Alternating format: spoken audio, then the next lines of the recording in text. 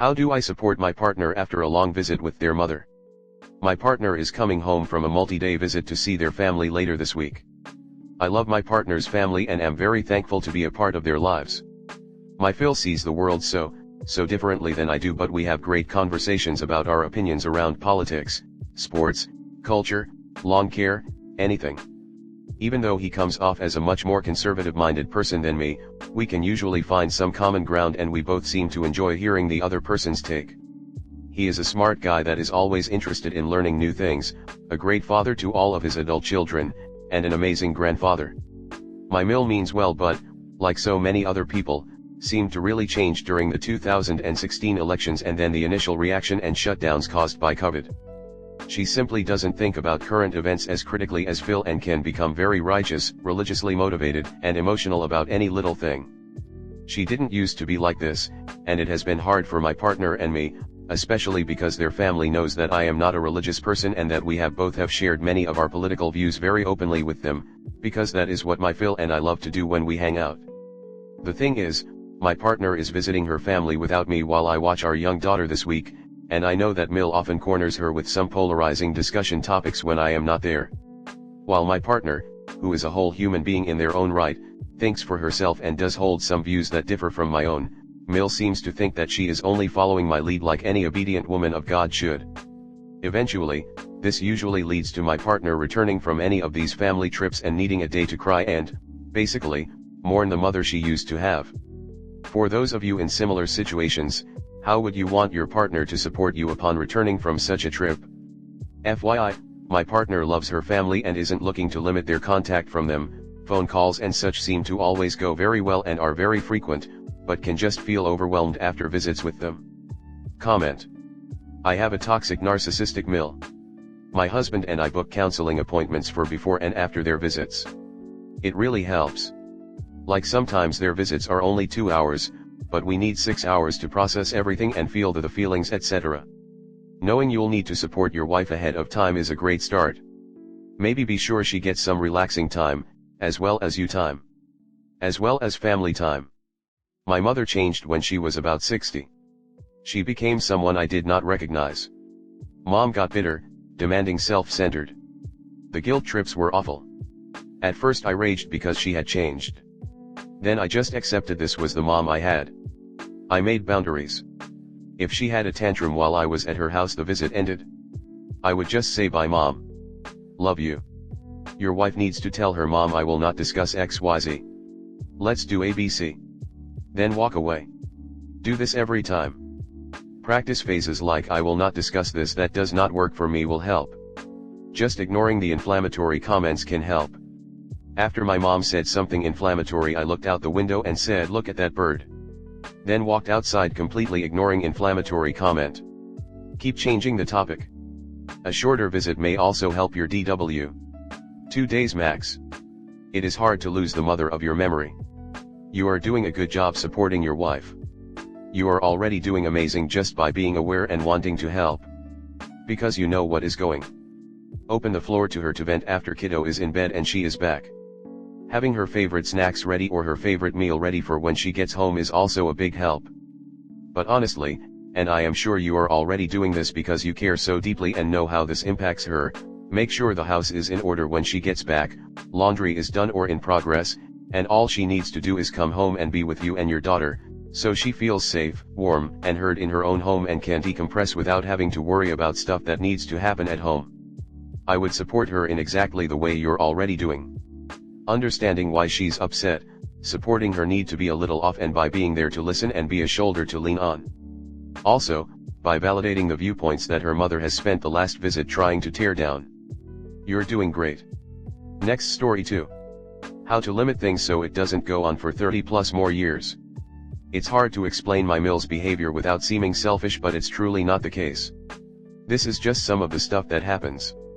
I know it could be worse, but it really puts me in an uncomfortable position. To start, my Mill and husband don't have much of a relationship and he doesn't care or attempt to grow closer. There's nothing huge that happened as he was growing up, just a huge dysfunctional family. Like super dysfunctional. The only normal people are his grandma and grandfather. There are 4 kids and none of them have relationships with each other. His aunt has twins around the same age of two of the siblings and they've never gotten along and the parents have even gone months not talking because of something one cousin said to the other. On holidays, they're forced to be together, eat meals and then separate to themselves. It's kinda sad to watch and be around since my family is completely opposite. The dad is a true butthole and is honestly no benefit to the family. The mom is the super nice but in a way where she overdoes things where it doesn't seem natural or real. But she's never broken this trait, so I guess it's truly how she is or how she feels she should show her support or love. She's truly hard to understand / explain, and while she seems so happy, I feel so bad because I feel like she's dying inside from portraying a false narrative. Examples of things she does that's a little extreme in my opinion, but maybe her actions are coping mechanisms or how she thinks she should show support or love. Adopted a dog because a friend had a littler and one person bailed out of the purchase. She already had 3 dogs. Daughter had a rabbit and it died. Daughter was going to college and didn't want another. She got one anyways and the grandparents ended up taking care of it. Daughter got broken up with and missed the boyfriend and her shared dog. She took her daughter to a shelter and she said yes to a dog, but then before they left the parking lot she said no. Mom made her keep it. She couldn't properly care for it and her 4 dogs didn't like this dog, so the grandparents now have it. She wouldn't allow it to go back to the shelter or look for a new home. So now the grandparents have this active young dog and can't travel or visit the family because their dogs don't get along. Not new dog's fault, as my dog also has issues with the mother's dogs. The grandparents are known to go on 50+ day cruises every few years, so now they're stuck and can't, which probably bothers me the most. They could board it, but that's too expensive and the mother would never allow that.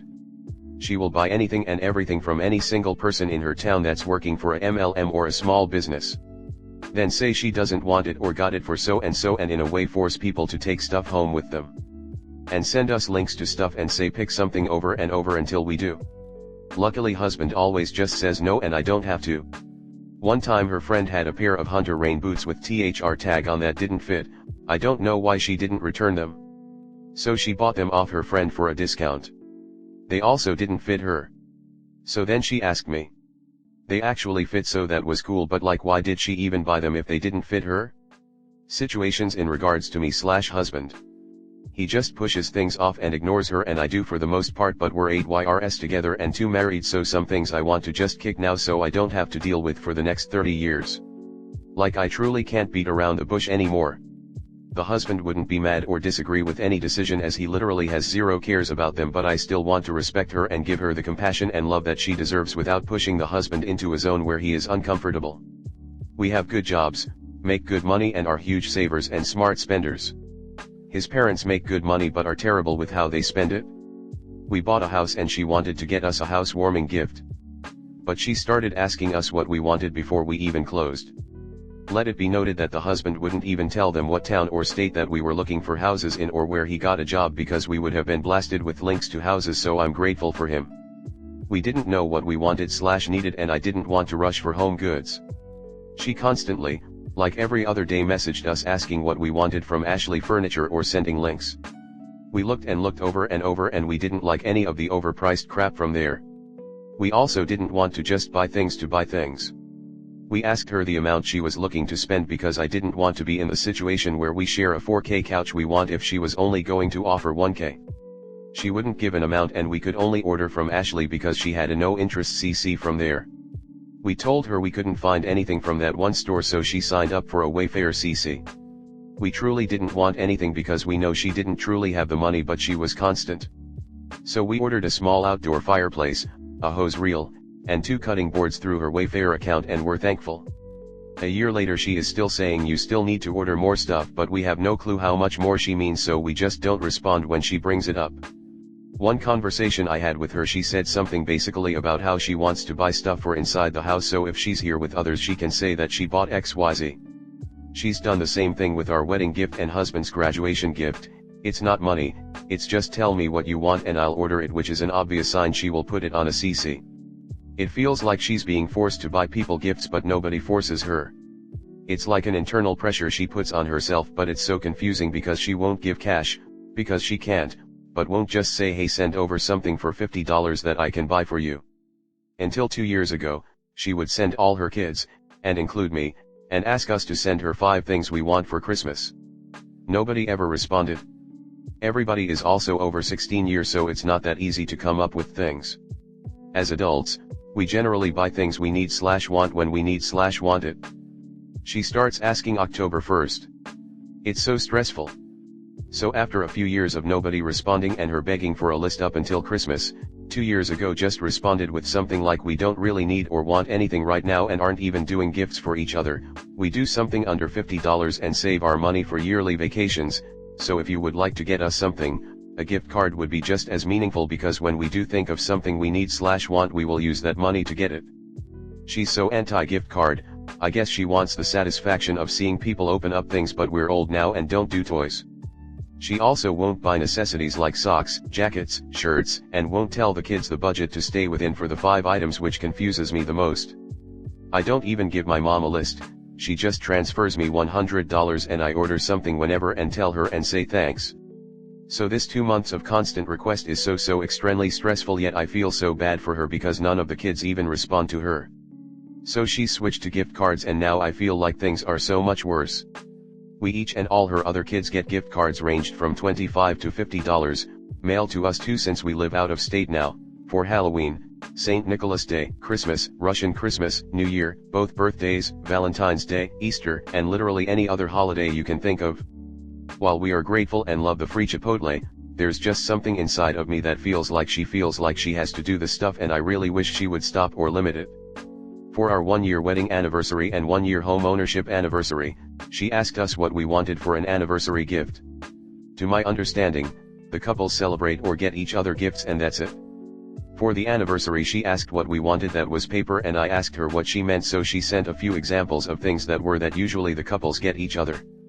I looked up the tradition sheet. It's in fact a list of old school things to get your spouse for the anniversary. The husband just said no thanks, but for the next 2 months she kept asking over and over what we wanted. Thank goodness she didn't just buy something. But it happened again this year and I really just want to stop this so it doesn't happen every year. I just want to tell her that we celebrate and get each other gifts and that's all we want, but appreciate her love and support for our achievements. But I just haven't figured out how to word it and how to make it so she won't get butthurt. My husband just says to not say anything, but he's not getting as many messages as I do and doesn't sit in internal dread knowing a mother is left unread and never responded to. Like, that's sadder to me than just asking her to stop. The same thing is currently happening for this year, and while I'm not ungrateful, I feel like it might seem that way, but it's just so unnecessary. And even if you had a relationship with your kid, people don't do this. She had a tradition every year of getting her kids a Christmas ornament of the first letter of their name and the year on it, Cole's special. None of the kids care about it, and tbh their tree kind of looks weird having almost 4 kids times 20 YRS letters hanging from the tree. The husband and I wanted to do a tradition of getting an ornament every year to celebrate a big thing that happened during that year. So wedding, engagement, graduations, or like from a big trip like from our honeymoon. I knew the year we got married she would for sure get one for us that said just married, but I wanted only one, which is the one we got for ourselves. So mentioned to all my family and to her how we have this tradition and that the only ornaments we want, so please do not get us one, and she still did it. So now I was stuck feeling bad if I throw it away, but I don't want 2 ornaments about our day, I just want the one that's special to us. I never said she can't do the letter ornaments for her son though, so I wish she would have just kept to that. Like, why did she switch? And I feel like I can't ask her to stop completely or switch back. After a year of begging her son if she could visit, he finally gave her a 4-day weekend where she could come down about 2 months before the date because that's all his schedule allows. She's off work during summer. She waited until 3 weeks before to look at flights and responded saying that the prices were too much and if she could come down 1 month later. The flight prices were exactly the same for the dates she recommended. We were working and told her that. She then asked if she could come down around the original dates but come 3 days before and stay 1 day longer. He told her we were out of town for her arrival date and he worked the next 2 days. She said that it was okay, she would just sit around the house and read, I work from home. He didn't respond to her per usual, so like an hour later she sent a picture of her booked flight for 2 days earlier than he told her, and of course leaving 2 days later. I knew I should have responded in the group chat, but I was letting him handle it, so this happened LOL. He called and freaked out, so she rebooked it, but it was still 1 day earlier and 1 day after. We had some plumbing issues happen a few days later and it was going to take weeks to repair, so he just told her to cancel without me knowing. I probably would have disagreed with that and still let her come, but it's his mom, so that's his choice. I don't know if she lost any money and I felt so bad, but I wasn't around when he made the discussion. But like, why would she purposely not plan for the dates we told her? 4 days is plenty. Also, the flight dates were the cheapest of all the days she chose, so I was also confused. We were planning a wedding and she gave my husband a list of people she wanted us to invite. None of them he knew or have ever met. She was not happy when he said no and did the whole "I'll pay for their food" thing. But it's more than that. It's caterers, tables, centerpieces, chairs, bartenders, etc. that you have to add on if you hit certain attendance numbers. Our savings was paying for the wedding completely. Luckily we eloped alone abroad and cancelled the full wedding for other people, so we ended up not having to deal any further with that. She also wanted to throw me a bridal shower at her home and invite all of her co-workers and stuff. They have no family around and it was nowhere near my hometown or family. It would have just been her friends that the husband didn't know either. That's weird, right? Thank goodness we're not having kids, because I don't even want to think about all the crazy that could happen there. So yeah, these are just small things that are minor, but they truly build up. I feel stuck, feeling bad for her, but also get overwhelmed/annoyed. I know I could have it worse. I don't even know if there's a word to describe her personality trait. Am I being reasonable? Comment. These things are fairly minor, but goodness, they must add up. I was shattered by the end of reading that. If it was me, I would say no more gift cards or gifts. We have jobs and we buy what we need. Yes, nothing, no cards, no gift cards. Sending things for Valentine's Day, Russian Christmas, it's ridiculous. Sounds like she has a shopping addiction and is using your family as an excuse to buy.